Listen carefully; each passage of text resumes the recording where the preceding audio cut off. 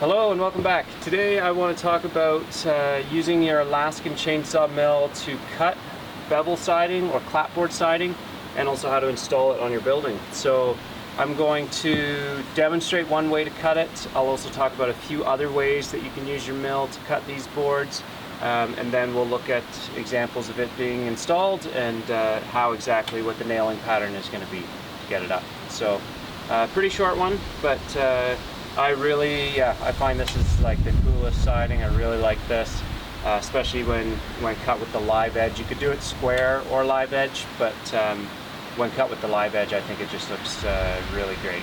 So yeah. So if this does happen to you, if you aren't paying attention and you make your way halfway through the cut and you realize you've missed a low spot in the log, you won't have to get your plates out again and put your plates back on, so you can save a little bit of time just by putting the rails just on the flat spots on the log. Now you do want to, if you're doing it this way, you do want to make sure you're just watching your rails, because they aren't secured to plates here now. They're just sitting on top of the flat spot on the log. So just make sure you don't have them right at the very edge, and just watch for some vibration. You don't want to knock one of your rails off. Of course, it's gonna hit your chain. So.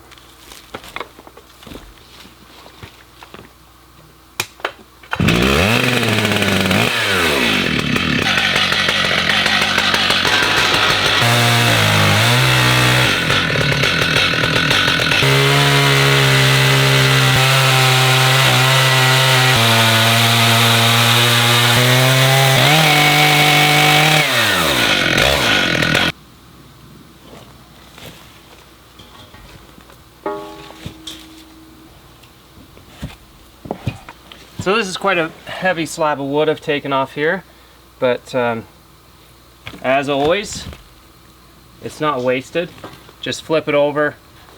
Once I've got my saw set to make 1-inch cuts, then I would just come back to the slab and I could resaw it and get as many 1-inch boards off of it as possible. Obviously, if you're trying to make exact dimensional lumber, if you're trying to get a 10 by 10 timber, and you cut it down and leave yourself with 9 inches of millable wood, then that's not going to work. So if you're looking for specific timbers, you're going to take a bit more time in setting up your first cuts. But I have the luxury of doing them pretty quick and dirty and then resawing after. So I'll move this aside because we want to talk about doing some of our bevel boards.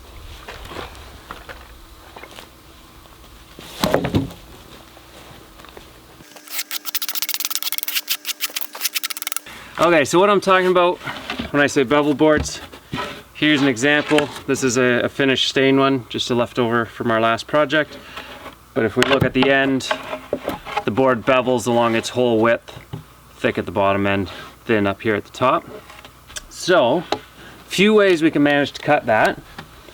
One way to manage that, if you have a bevel board on hand, then you can put that on your log, run your saw over that, and of course then your saw is going to be running at an angle to the log, and that'll produce a beveled board. When you're setting your depth of saw, if you want 1 inches at your thick end, then of course you're also going to have to add the thickness of the extra board on top to make sure you get the right thickness. So that's one way. If you don't have a bevel board, then it can just be quite simply just a piece of wood that's the appropriate thickness. So I'm looking for about 3/4 of an inch of taper over the width of this board. So I can just take a 3/4 inch 1x2. That can get laid on the log, and I'll run my saw or run my mill or my guide just on that board on the one end, and that's going to tip the whole thing and also produce beveled boards. And the final way that I've done it is just by basically torquing the guides or torquing the system a little bit. So I can set my mill to 1 inch at one end, set her down to 1/4 of an inch at the other end. It actually won't go all the way to 1/4 of an inch, so I had to do a little bit of fiddling to get things to fit there. But that has worked well for me in the past. So a number of ways to skin a cat, but basically we just need to accomplish getting our saw tipped at an angle to this log. So I like this way if I'm not doing a lot of cuts, because I don't have to do that fiddling with the mill. I can just throw a 3/4 inch board on top and start cutting. It's a bit slower because I do have to watch that this thing doesn't fall off, and you're kind of managing it as you make your cut. But it's not too bad. If you're gonna do production cutting, then you might want to take a bit of time and just set your mill. So let's start cutting. This one is a little bit short, so I'll just slide it along as I go, and that'll be fine too. Here we go.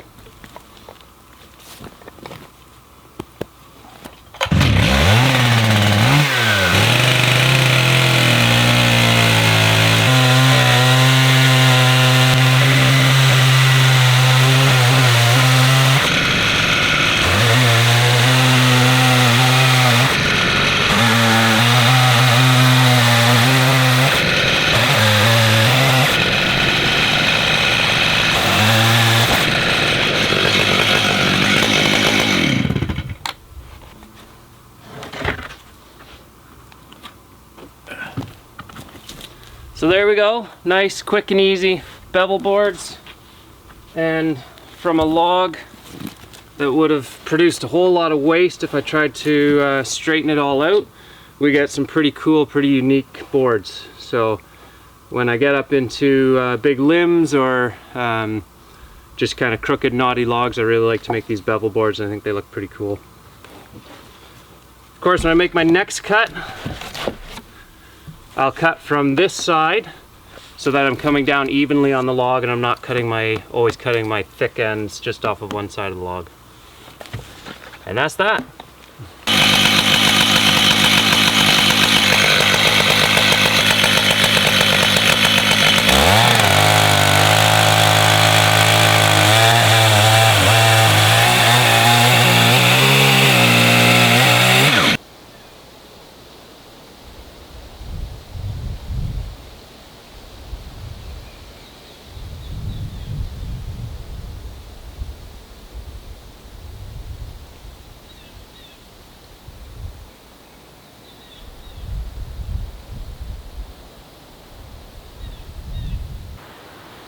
This is a good place to talk about installing the boards.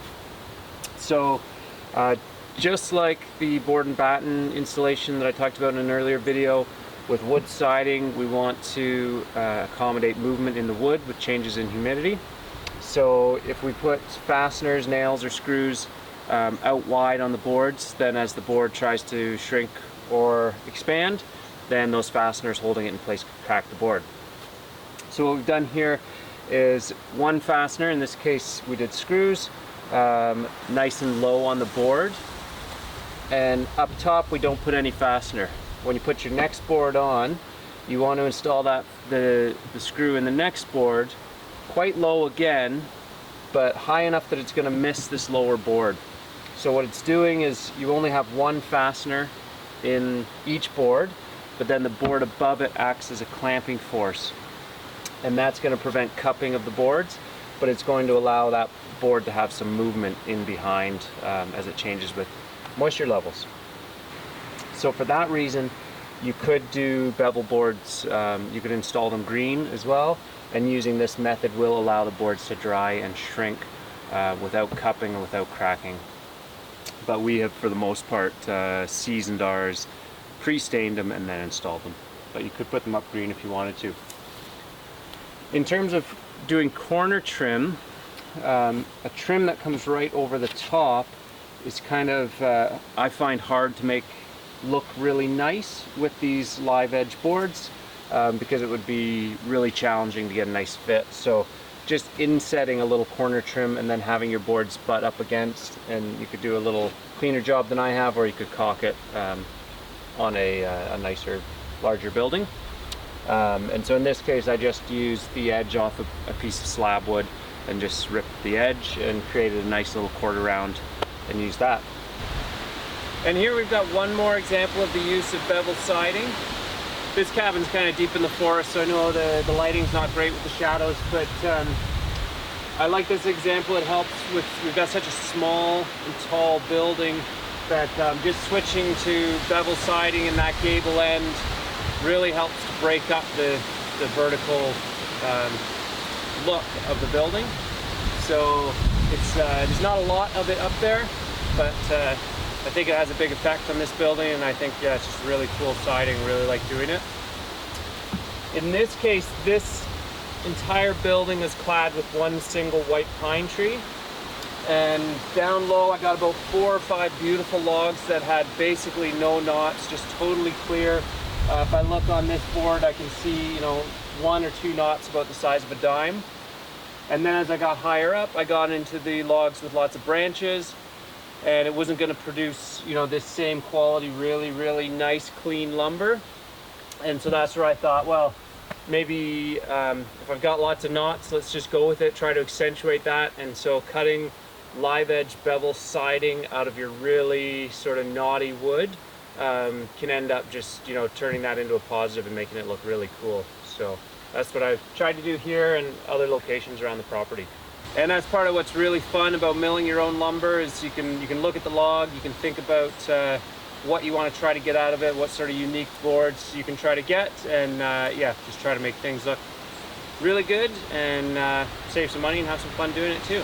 And if you've got another way to cut clapboards or bevel boards at the chainsaw mill, then I'd love to hear about it, because I haven't done a whole lot of it, so I haven't, you know, I'm sure there's still lots of ways that it can be improved.